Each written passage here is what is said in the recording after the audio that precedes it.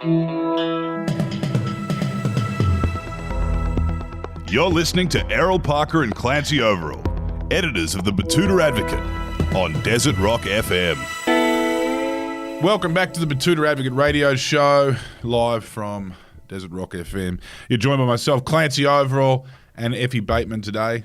This is going to be a bit of a gear change, a refreshing gear change from our last couple of guests. We've had a pretty big run of Aboriginal activists and footballers in the wake of what looks to be a very, very black news cycle in the Indigenous voice referendum and the Gurry knockout, of course, which took place last weekend in Tuggerah. But there's something else happening in the news cycle, and there's something else happening in the culture, is the, I'm going to say, renaissance or the return to glory for Australian TV and film. A couple of dark years there in the pandemic where I guess a lot of Australians reverted to looking at whatever was on television. I remember during the peak of lockdown, it was probably Tiger King, which was a really dark place to be, watching the fall of the American empire through a documentary series about people who own wild animals in fucking Oklahoma. But, you know, we're back in Australia particularly. The streamers and the TV networks have gassed up post-pandemic, and we're not actually making shows anymore that need to be set in one room, which is great. That model of the White Lotus where you can have everyone in one place and kind of keep it COVID safe, that was an era of Australian TV and film, but not so much anymore. And I think it's great to be able to have shows that are set in different parts of the world. And today's guest has pulled together something like that, you know, a real return to form, a series. Gurry, thank you for joining us. Thank you very much for having me. That was really the inspiration for the show. There was a fair bit of COVID built into it because I wrote it right before the pandemic, and we got to evolve the episodes during the pandemic, which is sort of a way for us to stay sane through that. I did the Melbourne lockdown, so I was down there for that. Shit. Yeah, He's a 300-dayer over here. Yeah. Did my time down there. It was horrible, obviously, but it was a strange opportunity. Me and my brother lived together. Yeah. You know, suddenly two 45-year-old men living together. First time for 20 years, 30 years. We just watched footy every night. I mean, it was really like we were 16 again, and wagging school, and it was a really kind of interesting experience. But yeah, during the day I'd work on the scripts, and then exactly what you just alluded to was the idea of making it ambitious and expanding it. And in the beginning, it was like, oh, maybe we could be four guys who've been kidnapped in one room because you didn't know if we were ever going to come out of this COVID thing. And then as we got out of it and started to see the light, I started to think, we should set this and make it really big. And then just a whole bunch of my friends who are insanely successful started saying, oh, yeah, I'll come work on it. And the ambition sort of caught up with itself and turned into what it did. So the show's called Caught. It's a series on Stan. It's already out now. Everyone can go and have a look at that now. But I want to ask, now that you say that you know, your experience in the Melbourne lockdown with your brother watching footy, drinking piss every night and writing scripts, Caught is also seeing, you know, as I said, there's a renaissance of Australian TV, but it feels like you're revisiting one of the national pastimes of absolute shit talk. And do you think that was inspired by being able to bro down with your brother a little bit? Like, yeah, I'm sure it was heavily influenced by it. But I really did. When I started out as an actor in Sydney in the late 90s, we were coming out of a period where I thought Australian film and TV a little bit created a real brand for itself with Muriel's Wedding and Strictly Ballroom and Priscilla and Crocodile Dundee, and in many ways, you know, decades ahead of its time. And I went back and watched Priscilla recently, and it just holds up. It's like a movie you'd make now to say this is what we want the world to be, and it was actually, you know, it's 30 years ago, so really ahead of its time, and it felt like. Now in TV, the Scandinavian shows have a real brand. Like, this is what we do, that dark. Well, I felt like we had that. And then I think we kind of lost our way in that brand for about 20 years. And during the course of my career, and I really felt a yearning to go back to it, to that idea of Australians not taking themselves too seriously. Well, that's the thing. Like, when I saw this trailer, I got really excited because what I see the Australian movie and TV scene at the moment, it's outback, incest, drugs. I remember I went on a date. Heroin, a lot of heroin. I went on a date and we watched The Dry, and I almost finished the movie. I was like, there's been no incest yet. What the fuck's going on? What's going on? This isn't going to work. Yeah, what the fuck? Spoiler alert. final 10 minutes of the movie, you find out there's incest. And I was like, I miss the larrikin comedies. I miss the castle. I miss fun like that. So do you reckon there's going to be a renaissance and we're going to start getting the fun? I hope so. I think probably there's been a shift in entertainment towards the tail wagging the dog. It always has to a certain extent financially, but I think narratively now, filmmakers, storytellers, there's a real pressure on it. And I felt it myself during this. There's real pressure put on you to make yourself a good person through your story. Like you have to look like the one that's altruistic and doing the right thing and da-da-da. And you go, the thing I always come back to is when I'm at a dinner, the person I want to be telling the story is the most outrageous. Yeah. The one that you just go, I don't know where this person's going with this story. I don't want them to look after my kids. No. I don't want them to, I don't want to take my grandma. I don't want to take them fishing. I don't trust them, whatever. But when they're telling the story, I'm like, everyone else be quiet. I want to listen to this lunatic for the next 30 minutes. So it's like the beer test. Yeah. Sure. Yeah. And I think that's what people love in Australian storytelling. And, you know, I mean, Croc Dundee is a great example, this outback story, but then he's in New York and he's hanging out, he's Aussie in New York, and when he says to that guy on the street, you know, Mick Dundee from Australia, maybe I'll see you around. Yeah. That, for me, is that sort of spirit of whatever the fuck we're doing, and I wanted to really tap into that. So, hopefully it will. You find that with also that era you're talking about where we did do our warts and all quite well, whereas Muriel's Wedding, that was like the most perfect kind of seamless insight into council corruption. Which is just a very Australian thing. And infidelity. I mean, Bill Hunter's, keeps bumping into the woman he's having the affair with. And then with the castle, I thought it was actually very brave to include a sibling that was in prison. Yeah. Which was just so, for that era, 90s, breaking enders, heroin. Yeah. That was the best way to present that. And for a slightly ignorant audience, and I would count myself as one of those, when Daryl Kerrigan says at the end, I'm starting to understand how the Aborigines feel. Yeah. When he's being displaced from his home for an airport. Yeah. And the whole movie, you're on his side. You're going like, it's his home. He shouldn't get to keep his home. Yeah. I remember tweaking in that and thinking, wow, this is such a silly comedy, but man, it's actually triggering some really amazing intellectual ideas and themes in your brain, evolving our sort of idea set. So I want to go back with you because I think one of the more groundbreaking films that this country's seen is Looking for Alibrandi. And you got to play an incredible character in that, which was the white trash boy from the wrong side of the tracks. Yeah. I want to ask, before we discuss, what that film did for Australia and many people that hadn't really been felt or seen or heard or represented until that point. I want to ask, did you ever have an Italian girlfriend after this? Or how did you, did you ever visit Leichhardt after this film came out? I did many times, yeah. I'm not sure I left for about 2 years after the film came out. Yeah, no, there, still to this day, there's an amazing connection for a lot of, Greek, Italian, almost anyone who felt out of place at school, which also actually includes white Anglo Aussie girls, because it's that teenager mentality of feeling out of place, but particular to that community. No one understands my mum, no one understands me. Yeah, exactly. And Pia played it so well that the Josie character of not being a part of the Italian community, but then being rejected by the waspy kids at school and feeling you're in the middle of that. And I think that's probably a natural journey for most teenagers, but very particular when it's something you can't change. That her ethnicity is not something she can put on a different set of clothes or get a nose pierced and whatever. So, it was a fascinating insight into fame, which this show of court is about early on, to be thrust into. I remember. Were you a heartthrob? Well, I don't think that's something you can self-proclaim. You were a skippy sex icon.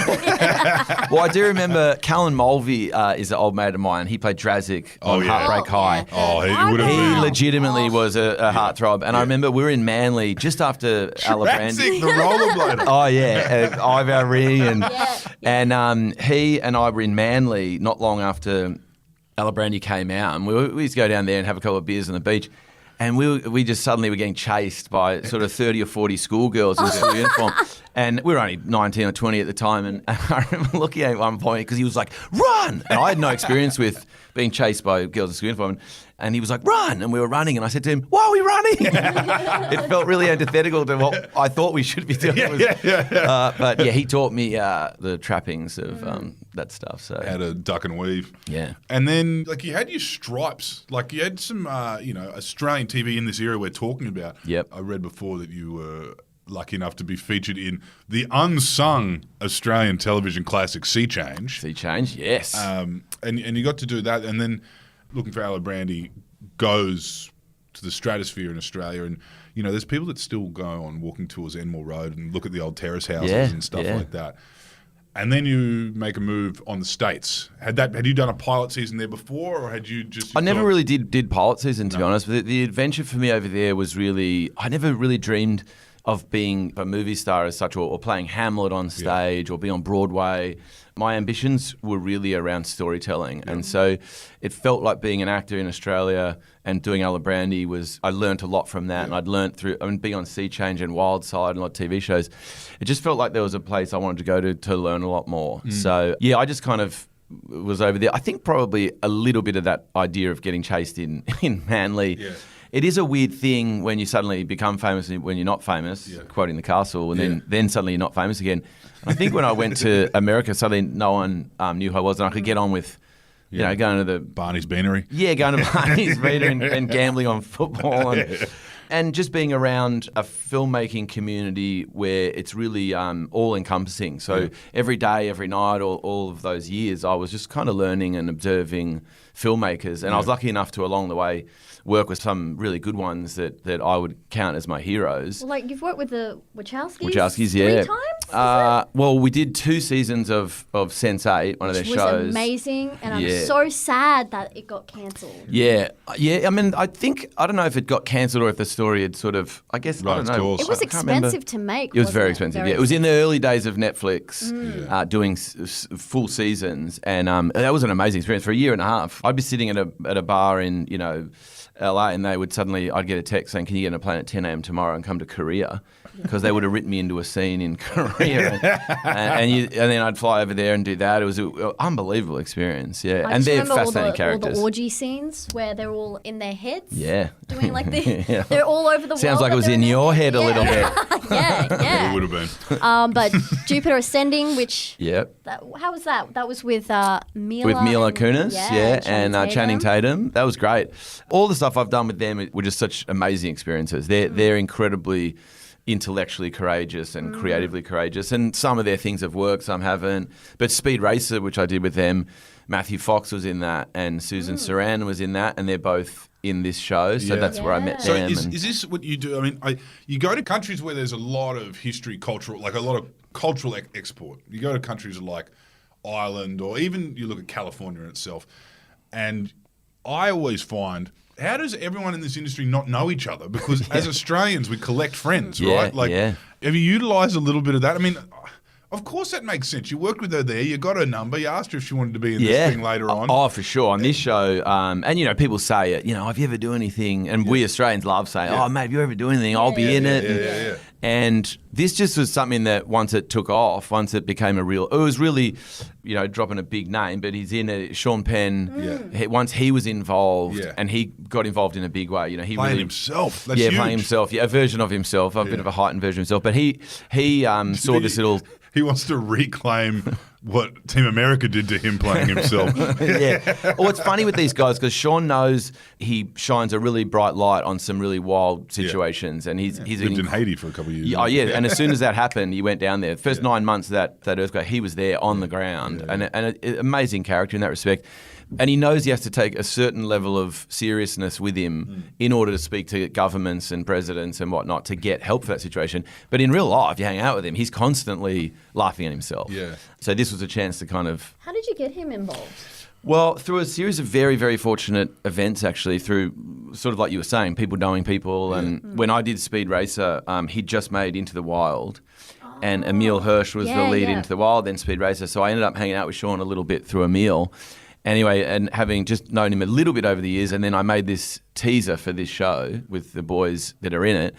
Oh, you did a sizzle reel with the we did a little. Yeah, a mate of mine in America, a big producer, he said, you know what, if you want to do your own thing, he said, go make a 15-minute version of something you want to do and just show people. Because I hadn't done anything as a director, he said, people are not going to give you money unless they can see that you can do it. Because it is a crazy investment, film and television. Because if you buy a house, even if the market collapses, you'll have something worth 50% of what it was.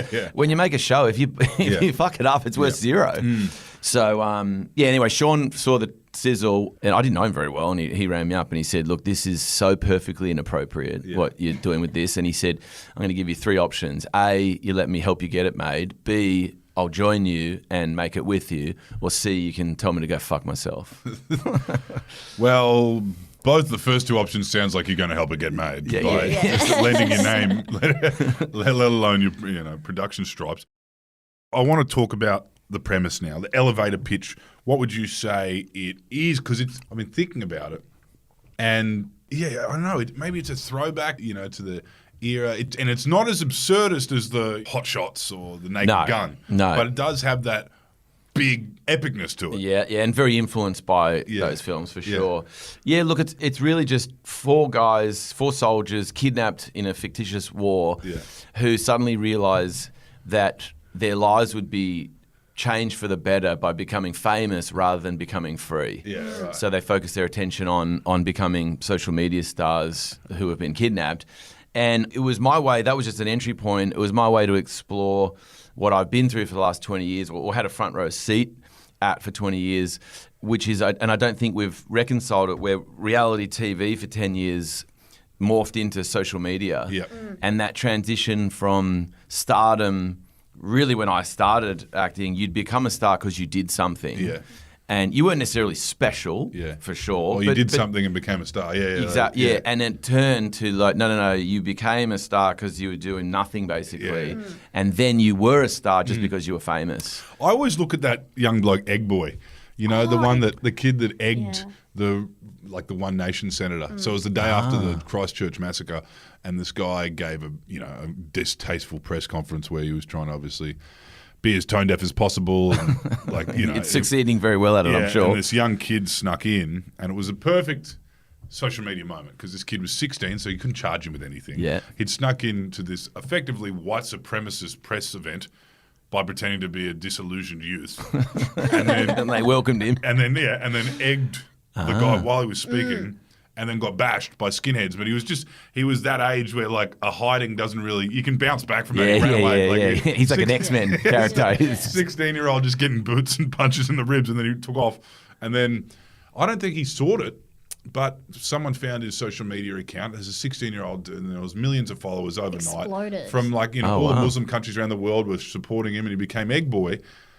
And then I kind of go, well, where does this end now? Yeah, where does it go? This kid's not finished school yet. And then the next time he pops up he was, obviously an enlightened young man who'd smoked a few billies and was anti-vaxxer, and everyone was heartbroken by him. I was like, mate, that's what happens. Teenage boys let you down. Yeah. Don't expect him to, keep up this incredible kind of moral crusade. And exactly, because he's not trying to be an advocate. No. You don't know what he thinks about everything else. Yeah. And it's sort of that funny thing. I mean, a little bit with Russell Brand right now, there's this incredible divide of people who think Russell Brand's a great guy are in his corner, and everyone who thinks he's not a good guy are in the other corner. But there's none of their opinions are based on the facts of what's going on. It's sort of circumventing the idea of law and order that we created in the West, which is the idea of innocence until proven guilty, and then you have a trial, and then if you're guilty, you serve your time. Now it's really an opinion based. Well, the fact that you can have 2 reputations, you know what I mean? It's a bizarre, you can operate as both loved and loathed. Yeah, and I remember early days, I did a film down in Tennessee, this American film called Dolce Calhoun, which is a really cool experience, which Johnny Knoxville was the lead in. So it was at the height of Jackass. So it was an amazing 3 months down there with him. Sounds like it would have been really fun. I've got amazing footage from down there. The first thing we did, I walked into the hotel, met him, and the first thing he did was, handed me a pill of some kind. I don't know what the fuck it was. And then we went to Walmart and he bought a pump action shotgun with his license, which in his license he has a priest's collar on because he went to the DMV in America with that on. So his license has him as a priest, and just handed over and got a pump action shotgun, and then we were driving around with that, and it was an unbelievable time. But the woman behind the counter, who was this amazing woman, really nice, looked after us all, and she was telling me that we had to go to war in Iraq, and I said, but why do you want to go to war? Why are you so gung ho? And she said, well, we have to get revenge for 9/11. Yeah. And I remember thinking, wow, this woman fully believes that's true. That's her reality. That's a fact. That the jets and then I roar. looked up in the corner, and there was on the TV in the lobby of the hotel at all times was Fox News. Yeah. And this was back in 2004, and you think, God, that 20 years of that has morphed that country into a wild with place. the two opinions you're talking about. Yeah. And they it's think two they're opinions. facts. And now even like it's split even more where you kind of there's a chasm now in the Republican Party where it's, are you not extreme enough? Are you? And yesterday I was watching them all berate Donald Trump as being a moderate. I was like, whoa, like he's created something here. But I guess there's always been this kind of maybe social media has been able to shine a light on the fact that we're not all this grey person. Like we're not this one person. I feel it's kind of a more accelerated and magnified version of what you did in something like looking for Alibrandi, where we have these eccentricities that exist in the suburbs and in the towns, and maybe somewhere like America would be better off balkanizing, and people who feel like that can, there's no doubt. There's no doubt. Their big problem in the US is they're 350 million people, and there's people who are so ideologically opposed. How do you govern? It's like being a parent of two kids who hate each other and can't agree on anything. I mean, how do you agree on where you're going to go on a holiday? How do you govern them? Yeah, very, very difficult. I mean, are you touching on a military-industrial complex here? Not really, not to a huge extent. We're kind of landing on politicians a little more. I don't think. I mean, the AUKUS deal or whatever that thing is, that feels to me the first real influence of military on a large scale. In America, you see it every day. The industrial complex over there is just insane. Here, I feel like we keep it at an arm's length. But when I saw that, and you thought Anthony Albanese wasn't elected to sign a $350 billion military deal, there's no way, but he did. And so there's a push there. Isn't somehow. it funny the issues that we ask for details on? I need more details. You want to ask more details on a $300 billion military contract? No, that egregious. And you think about what that could do if you sign that deal into homeless youth, you basically solve the problem over the next 10 years. I would say, but free dental for the whole country. we touch on it a little bit. The show, what I wanted to do with it was, I feel like in our quest over the last 20 years to not be defined by one thing, especially an aesthetic thing, with our identity. Like I think I've followed very closely the women's movement. My mum was a big feminist when I was young, and seeing that push to not be identified as a woman. Like obviously you're a woman. If you're a woman, or if you're non-binary, that's what you are, and if you're a man, you're a man. But in the workplace, I don't want to be the female lawyer. I'm a lawyer. Exactly. I think that's been the fight. So you're talking about people. We're at a point now. Your mum was of the bra burners. But we're now at a point now where no one really wants to be referred to as the first female in this role. No. They just want to be in this role. Well, exactly. But social media's given rise to a place where people are being identified as one thing. And so we've sort of gone full circle.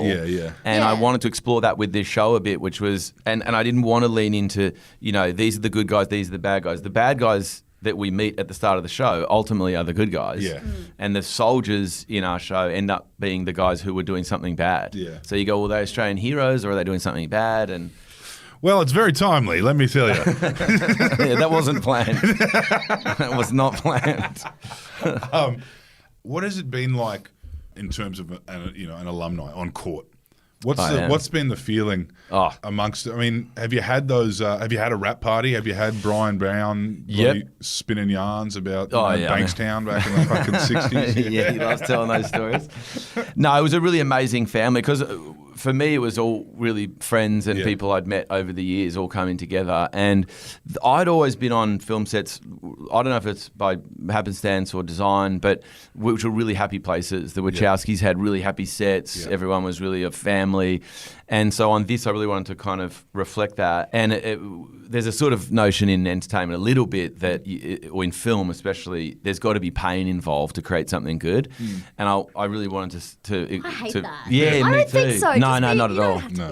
No, and hopefully this show will prove for me at least, that you don't have to. Because honestly, every day was such a joy. There were challenges and it was difficult, but the people that came together to make. We just had a crew screening last night. And it was just amazing to see how much everyone was enjoying being together. Then, mate. I want to ask, this is a directorial debut, and you're acting, right? So with something like that, with those kind of credits on a production, it would speak to this being your baby. Yep. I look at something like Eastbound and Down with Danny McBride. Yeah. That was his baby. Yeah. Written, directed, starring. Yeah. And something like Eastbound and Down was something he was trying to get up for 10, 15 years. You know, like, is it one of those things? Oh, yeah, no, very much so. Is this something you... No, this is like a 25-year... Okay. The idea wasn't with me for 25 years, but when I think of all the themes that are in it and the people that are in it and the friends I've, gathered along the way, it's a 25-year journey for me from getting chased on Manly Beach with Cal to sitting here. And it was sort of born out of Fleabag, actually. Drazik and Jacob. Fleabag. I fucking love Fleabag. Yeah, Fleabag was unbelievable. It's one of the best. And the thing I loved about it is that it came along right in the midst of the Me Too movement, but it was a story written by a woman, starring a woman, created by a woman, and she was saying some fucking outrageous things that no one else could say. Yeah. And so it was, like the opening of the show, she sits there, I don't know if you remember, but it's her hooking up with a guy and da-da-da. When I watched that, I thought, this is really interesting. I want to do my version of this. That was really the big inspiration for me was she's sitting there telling her story in her way, in her words. And I was like, well, I want to try and do that. Are you hoping to get a $60 million Amazon deal where you do nothing? Yes. I mean, good on that her. is a dream. I would not say no. I wouldn't run away from that. Yeah. So have you got anything else in the pipeline? I mean, this is something new. This is going to be something that people talk about, particularly with the scale of this thing and the names. No, it's not going to be a quiet. This is a before and after moment in TV, especially with the rise of streaming. We now know we can do this and we can make Australian stuff, and people from elsewhere in the world want to be involved in Australian stuff, and it's something that can translate elsewhere around the world. Has there been anything that you were thinking of or kind of had in the pipeline? Yeah, a bunch of stuff. And Stan is an amazing place that I've talked to them a lot about. And Brian Brown I've known for a long, long time, and he talked about this, that he wanted to go overseas and be Australian. Yeah. He wanted to be Australian in movies. Yeah. And my yearning after 20 years was really to make shows here, but not necessarily make Australian. Like, this show isn't really an Australian show. I mean, we're in a foreign country for most of it, but it's certainly an Australian-made show, and most of the cast is Australian. But it feels like Fleabag, good example. I was sitting in LA as an Australian watching a British woman's show. Yeah. But the only separation in all of that is these labels that I'm giving myself there as an Australian. I'm living in LA and she's a British woman. Yeah. If you minus them, it's just a story someone's telling that I love watching. Yeah. And I think we can do that in Australia. And the hope is with this show is that it works. Yeah. If it doesn't work, then I'm fucked and I don't know. It's still a before and after moment. But if it works and people like it, then I feel like it maybe will prove that we can do this scale of a project here. Where were you filming it? Like the jungle, that jungle looked real jungly. It's this amazing place out in Terry Hills. Right. It's everyone will think we went to the Philippines, but this guy planted a rainforest in his backyard 30 years ago. Really? And I stumbled across it, and he didn't want to let a film crew in there, and I went in and had a six-pack of beers with this old guy, Gurry, who's just the biggest legend, and he's cultivated this garden for 30 years. Anyway, at the end of the day, he goes, "Oh yeah, mate, you can come in." So we built the whole camp there, and if you go 30 metres left, right, or north, south, east, west, you're just standing in the suburbs. Yeah. But inside of it, you would think you're in the Philippines. Really? It's really wild. Yeah, and Sydney's got that climate that you can grow a lot of bamboo and palms and. Yeah, phenomenal place. Right, I would not have thought. I mean, that definitely helps production. Well, because the budget-wise, you can't send 100 crew and 20 actors. Did he let you use the toilets as well? That would have made it easier too. Well, the advantage was the next door property was an empty block. Oh, right. So we got that for the crew, and we had all the trucks there. And wow, yeah. What a fun. I mean, it was amazing. You had to make this film. Yeah, right? had to. Yeah. Once all the machinery was in place, there was no turning back. Well, it's done now, and it's there for everyone to have a look at. Check out Court on Stan, and we look forward to what else is in the can for you, Kick. Thank you for bringing Sean Penn to us. Thank you, guys.